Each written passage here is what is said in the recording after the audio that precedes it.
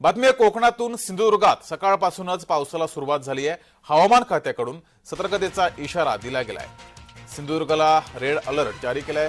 तसंच सकाळपासूनच या जिल्ह्यात मुसळधार पाऊस बरसतोय। काही दिवसांपूर्वी मुसळधार पाऊस झाला होता, त्यानंतर नदी नाल्यांना पूर आला होता आणि पुन्हा एकदा सिंधुदुर्गमध्ये मुसळधार पावसाला सुरुवात झाली आहे। त्यामुळे पुन्हा एकदा नदी नाल्यांना पूर आलेला आहे, तर रस्त्यावर सुद्धा पाणी साचायला सुरुवात झाली आहे।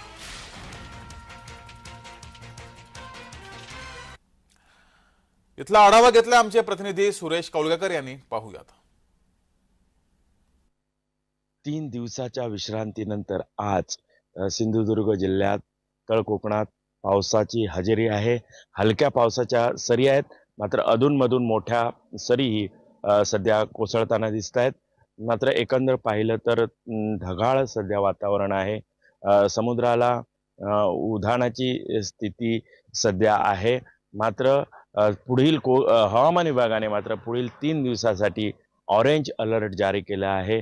सिंधुदुर्गासाठी 3 दिवसासाठी ऑरेंज अलर्ट आहे, तर रत्नागिरी जिल्ह्यासाठी पुढील 3 दिवसासाठी बघितलं तर रेड आणि ऑरेंज अलर्ट जारी केलेला दिसतोय। एकंदर पाहिलं तर जो हलक्या सरी सध्या कोसळत आहेत, त्यामुळे मात्र बळीराजा मात्र सुखावलेला दिसतोय। सिंधुदुर्ग जिल्ह्यातील ज्या प्रमुख 4 नद्या आहेत, तिलारी असेल, तेरेखोल असेल, कर्ली असेल, वाघोटण असेल, ह्या धोका इशारा पातळीच्या खालून वाहत आहेत। मात्र सध्या ढगाळ वातावरण आहे आणि पुढील 3 दिवस हा ऑरेंज अलर्ट असल्यामुळे मात्र प्रशासनाने मात्र सतर्क राहण्याचा इशारा जो दिलेला दिसतोय।